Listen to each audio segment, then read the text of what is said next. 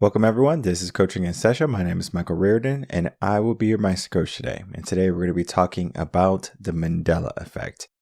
Now the reason why we're talking about the Mandela Effect is because it is related to mindset. It is how our minds betray us.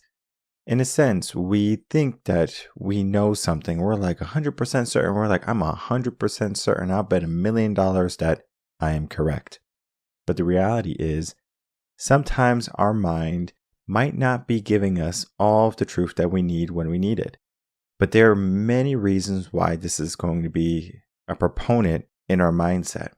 We are going to be talking about this today in my most recent blog when we are trying to understand the Mandela Effect and how it betrays us, how we need to look at the different nuances in all aspects of our mind so then we don't fall victim to this type of effect.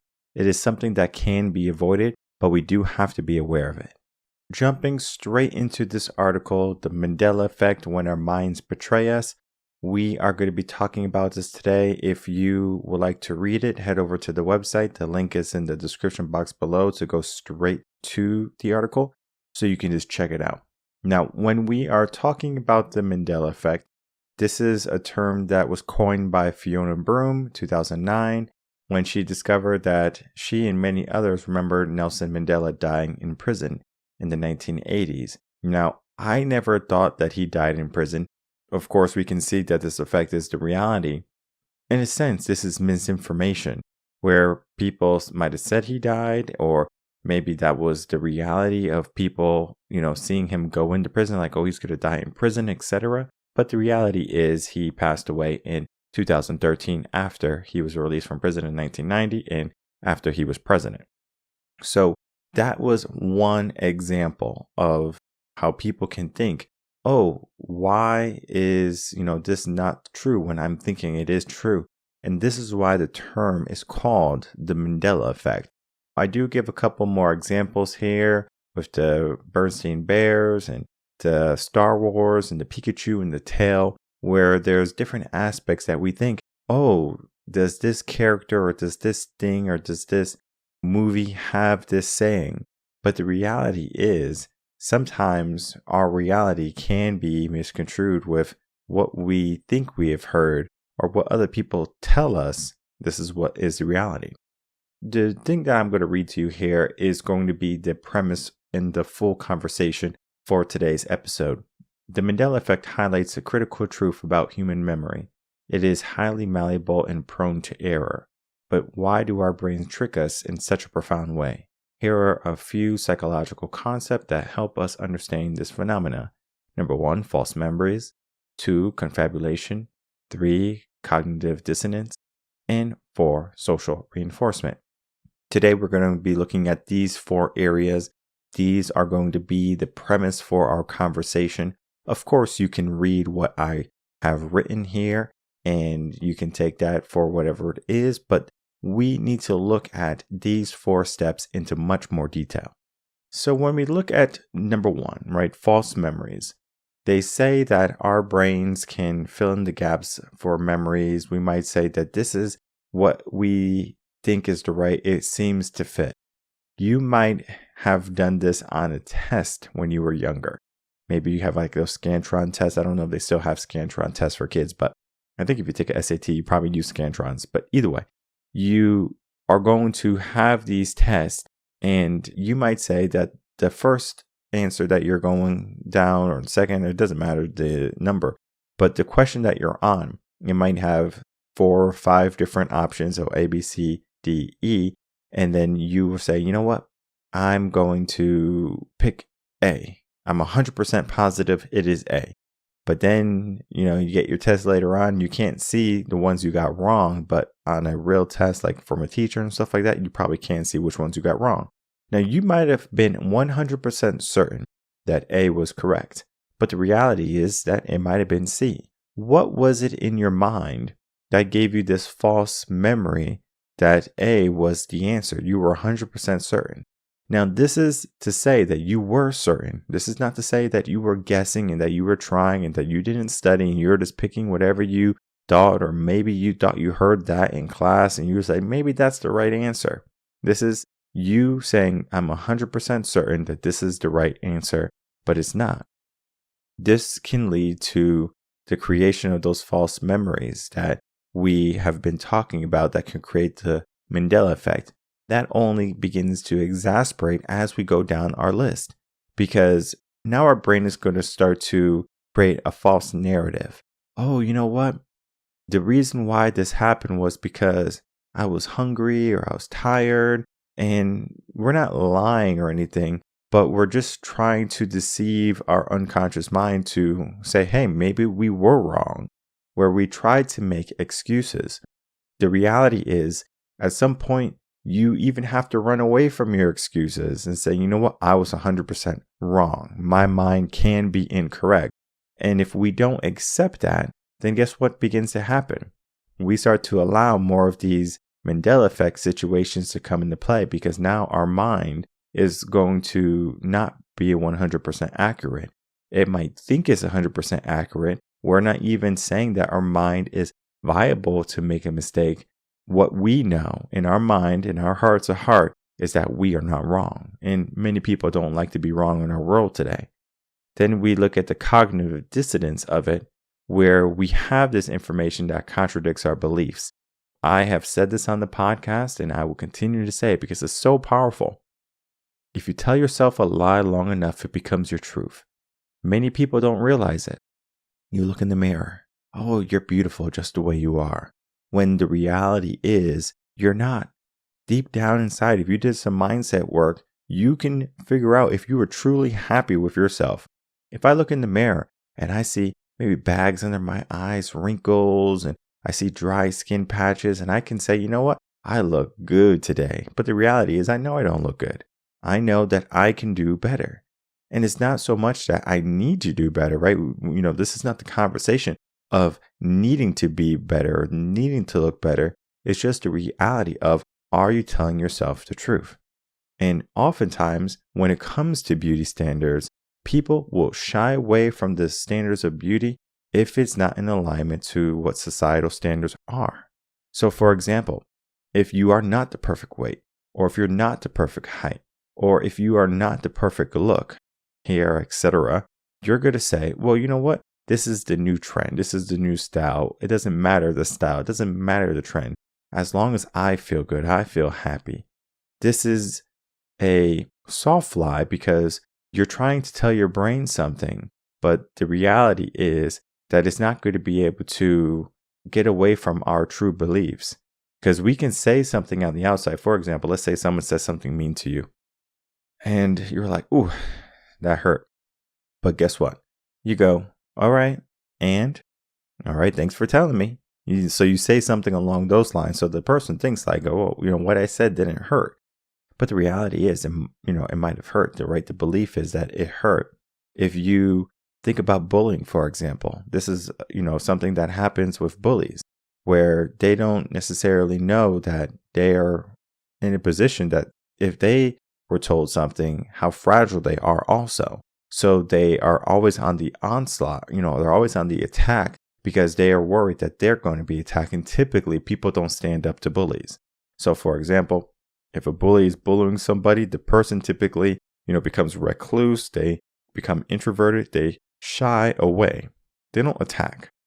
And I'm not saying that we have to be physical and attack the bully.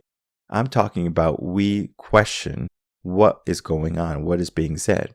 Because if a bully says, you're stupid, and you say, okay, well, if I'm so stupid, and you give them a math problem or something, or you can talk about their recent test, you can say, if I'm so stupid, why in the last test I had a higher score than you or a higher grade than you?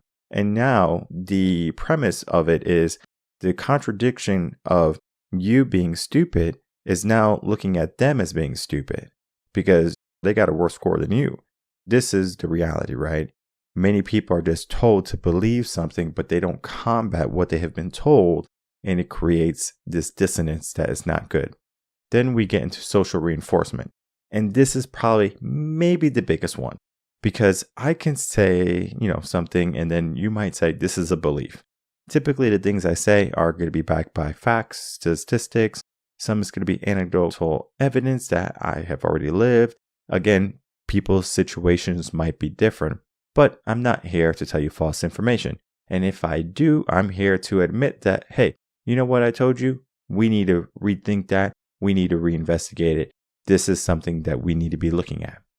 Where the accuracy of things are going to be based on what people are saying.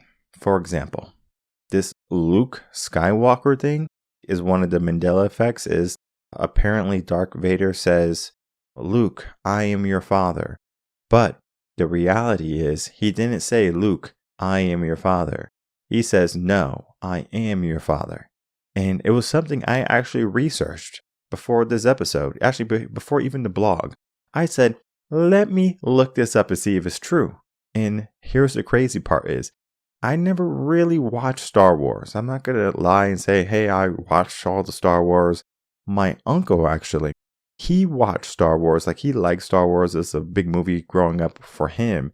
But for me, it was like Ninja Turtles and stuff like that and Power Rangers. Like, Star Wars was a bit outdated. And I remember one time, it was like for Thanksgiving, I guess Star Wars had came on the TV and he was like, oh, let's watch Star Wars or something. And I'm like, oh, I didn't watch it. And then he like looked at me. He goes, you didn't watch Star Wars? Like, really? Like, we have to watch it. I understand some people love Star Wars and things like that, but I couldn't, recite many of the lines. Most of the things I know about Star Wars are going to be because people told me or because, people have said things. So when social reinforcement comes into this aspect of Star Wars, like, Luke, I'm your father. I hear about it all the time. It's on memes and things along those lines. I'm like, this is what he said. But the reality is, if I did some research by myself, and as I did, I found the truth. Sometimes you have to do the groundwork. You just can't accept everything blindly. The reality is, sometimes our mind can play tricks on us. And if we're not focused on enhancing ourselves, then we are going to be prone to, falling into this effect of we think we're 100% right, but we're actually 100% incorrect. And then we get into the aspect of what the Mandela effect truly brings about. It brings about an opportunity for our mindset to grow and to enhance itself. How do we do that? We have talked about this all about on the podcast just to get to this episode today. If you have not listened to past episodes, I encourage you to rewind a little bit, check out some of the episodes. All of this is a mindset. The mindset, typically, when it comes to coaching a session, I know we're getting close to episode 500. We have a foundational build. Sometimes it doesn't necessarily matter where you come into the podcast. For example, let's say you came in episode 300, and 300 is probably a really good number to come in. The podcast is a bit more refined, etc. The reality now is you missed prior 300 plus episodes of foundational mindset stuff. So sometimes you have to go back at least 50 episodes if you're a new listener. And if you haven't, then, you can just stay around for 50 episodes and you might be caught up. It's a very good possibility that you are going to be caught up because the way we do mindset is it's a foundation. We reinforce, we fill in the holes, we reinforce, and it's like we're building our empire. But it takes a long time for the foundation work. And the areas that we have to look at in order to safeguard our mind when it comes to something along the lines of this Mandela effect is we need to enhance our critical thinking skills. We need to enhance our documentation, our journaling skills. And then we need to create our awareness skills. Now, if you remember the episode Critical Thinking, we have talked about critical thinking, common sense in the real world, what it is today. Then we fast forward because we talked about journaling a little bit already, but the aspect that creating awareness is big. We have many episodes on awareness. We have many blogs on awareness. And it all comes down to if we're trying to be the most factual type of people with the best information, meaning it's accurate, it's going to be effective, it's good, we need to make some adjustments. How do we make those adjustments? Well, critical thinking is something that has been lost today, right? I'm not saying that we can't get it back, but many people don't think past what they're told. So for example, let's say I'm going to go into a school, I'm going to pick up a book, and the book says that this happened. I'm sure if you have been, listening to the news probably a year ago, 2 years ago, where they were like trying to change some of the things about slavery in the books or along those lines. People were like so upset about this happening, and they were like, I can't believe this is happening. The reality is, if they change that, imagine how many individuals would be going through this Mandela effect in a sense, because they're going to say, I learned this in school. This is the reality. But then the reality might be that this truly might have never happened. So we look at Christopher Columbus, for example. He was not the person who discovered America, but he is the person who's accredited to it. So we celebrate him. He has a holiday. He's in the books and everything. This is the reality, right? Certain inventors, etc. Certain people are accredited with their inventions or their works, and that's what we say. But the aspect is there could be someone else. There could be someone who has done something before. We are just looking at who got the credit, who we were told to believe, who is the winner. Documentation comes into play now, right? We are documenting everything to see if it's true. But then we also have to look at, if we're documenting things, we also have to look at referring to things. Meaning if I hear something or if I'm told something, I should be able to go back and say, you know what? Let me cross the T's, dot the I's. Let me make sure everything is in according to the truth, not so much of according to what someone has told me. We have seen this during the pandemic. We continue to see it today. People are going to follow what they have been told rather than what they have found. And if you do go to certain news outlets, for example, Google, CNN, BBC, ABC, etc., they're going to be biased to a certain extent because, again, they have their viewers. For me, I'm not biased in any sense. I'm going to tell you how it is. If we are wrong, we're wrong. If we're right, we're right. But at the end of the day, we're trying to create an impact so people can empower themselves. This is the awareness that we're going to be getting into now. And if we're not aware of what the mind can be doing, how the mind can be thinking, we are going to be, again, more prone to getting this misinformation, to believing things that are not true. For us to, look at the mindset of an individual and say, you know what, that's the proponent of someone who was told rather than someone who was found. This is also the difference between knowledge and wisdom. You can read all of these books, and let's say the author is just writing out information about whatever, and you're like, okay, I'm going to read all of their books. And you read all of their books, and you're like, okay, I got a good amount of knowledge, maybe even considered wisdom.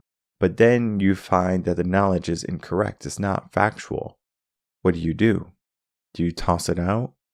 No, you just create an awareness saying that this information is not correct. And most of the things now that you have learned from an individual that they're spouting misinformation or things that are not factual, you would start to second guess. Is everything else that they said true? And then that's when you create the awareness, you do the investigative work, and then you begin that journey to figure out what is truly going on. In closing, when it comes to the Mandela effect, our minds can betray us sometimes when we think that we are looking at something that we are convicted that like this is 100% my way, I'm right, I'm not wrong. And you have this unwavering belief that you are 100% correct. But then you find out that you're wrong. Well, this is the aspect of what the Mandela effect does and what you can do about it. Because we can look at the famous examples, we can look at how it highlights the critical issue with the human mind and the memory is that we are not perfect. We forget things. I mean, even myself, when it comes to like writing down things for the groceries, I have to write it down on my phone. I can't even write it down on a piece of paper because if I forget the piece of paper, then I'm going to the grocery store thinking like, did I forget anything? And sure enough, if I don't have my grocery list, I'm going to forget one thing or another. And then even if I forget to put something on my grocery list, and let's say I'm just so busy because that's typically my life, where I'm just like, okay, I'm going to add that to my grocery list. And then I forget. And then I'm like trying to figure out, what I need to do, or what I need to add on my grocery list. And it takes a week for me to realize like, oh, I needed to add that to my grocery list because I look in the pantry, I look something like around the house, and I say, oh, I need that. And I don't like to be caught without things. So I make sure that I am completely safeguarded, and I make sure all of the holes are covered. And in a sense, we have to make sure that we look at this Mandela effect as an opportunity to create bridges and structures and systems that are going to help not only our memory, but help our lifestyle follow into something that's going to create more abundance, help with critical thinking, with common sense, with awareness, and then the belief that what we might be thinking about today can change. That is the beauty of life. Things can change. Things can adjust. And there's nothing wrong with, at a certain time, this is how things are done, or we believed a certain way. I know my dad, for example, he was told by his mother, my grandma, that when you have food and you just cook food, you're not supposed to put the food in the refrigerator because it's going to mess up the food. But the reality is, putting in hot food in the refrigerator does nothing bad to the food. The issue when it comes to putting hot food in the fridge is that now that heat is also going to be heating up the refrigerator, so that the refrigerator has to work more harder or whatever it be. Now the food in the refrigerator is becoming temperate. It's going to be warming up according to whatever food you put in there. So you put in hot water, it's going to create an environment of humidity. Some of the food might be getting messed up. You don't want that. So it's not so much about, are you going to mess up the food that you put in the fridge? It's about messing up the cold food that's in the fridge already. This is something that he was told that wasn't true, but at the same time, he took that knowledge and he told me that for me to say in my 20s, saying, hey, what I was told wasn't true. What else is not true? This is all about what we do here at Reverend Concepts. We help people understand that some of the things that you have been told in your life are a lie. You have been told lies again and again and again, and eventually now these lies have become your truth. You believe that you are capped at a certain level. You believe that you can't do anything more than what you can right now. Your circumstance defines you. Your dreams are going to be limited only to what you have been told versus than what you can imagine. The creativity that you had as a young mind, a young child, has been stripped away, and you need that in order to progress in life. You need to be able to dream. You need to be able to see the things that are going to be right around the corner. You need to see cause and effect. You need to apply critical thinking to everything that you're doing. This mindset that we have to reinvent and realign into our life is not something that's going to happen automatically. Of course, you can listen to the podcast, you can do the self-work, the self-coaching. All of these things are good, but most people are not going to do the work. Think of it as like going to the gym. You want to get in shape, and you say, I want to get in shape, and you give yourself a gym regimen, you give yourself a gym membership, and guess what? You find yourself not going. You find yourself not living. You find yourself always on the sofa, not taking action. There's something stopping you. It's your mindset. You need to make it stronger. You need to find the strengths and the weaknesses in who you are. And we all have them. I have weaknesses, but I also have strengths. I lean on my strengths and I get help with my weaknesses. I get other coaches, other mentors, other people to help me push in the areas where I'm weak, to help me build in areas that I do not even know need repair, or they just need some tender love and care. There's so many aspects, but we have to wake up. We have to be able to see that there's something wrong, something is not right, and we have to be the people to put in the effort, give us the discipline, and from there, things begin to change. Because our mind is going to continue to betray us for our whole entire life. But we always have to re-corral our mind saying, nope, you're wrong. I'm powerful. Nope, you're wrong. I can do this. Just because everyone else can do it doesn't mean that I cannot. We give ourselves a certain level of power, and we also give ourselves more inability, more limits, and more weaknesses if we have an uncontrolled mindset, and we already talked about that. The podcast builds itself up. So continue to build yourself up. continue to listen, continue to share, and help other people realize that they don't have to fall victim to a mind that's lying to them or that a system that is lying to them. They get to create their reality. So what is your reality? What would you like to create? Embark on that journey today. My name is Michael Rearden. I'm a mindset coach. If you have any questions, email me coachinginsession@gmail.com, and I'll see everyone on the next episode of Coaching in Session. Until then, everyone, take care.